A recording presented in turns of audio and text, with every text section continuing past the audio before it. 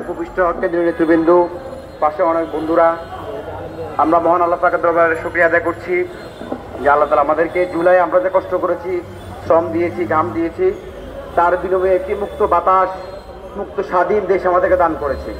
কিন্তু অত্যন্ত দুঃখের বিষয়, যেটা এখনো বাংলাদেশে কিছু কিছু অঞ্চলে, গোপালগঞ্জ সব বেশ কিছু অঞ্চলে এখনো কিছু জুলাইয়ের সে তথাকথিত নরপিচাস রয়ে গেছে।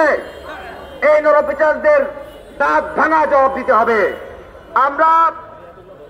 আমরা অন্তর্বর্তী সরকারকে বলবো, ডক্টর ইউনূস সরকারকে বলবো, আপনাকে আমরা অনেক আশা আকাঙ্ক্ষা দিয়ে আমরা আকাঙ্ক্ষার মাধ্যমে জুলাইয়ের 2000 প্রাণের বিনিময়, 20,000 অঙ্গহানির বিনিময়, আমরা হাজার হাজার লক্ষ লক্ষ ছাত্র জনতার রক্ত ঘামের বিনিময়ে ক্ষমতা বসানো হয়েছে, আপনাকে দায়িত্বের জায়গা বসানো হয়েছে।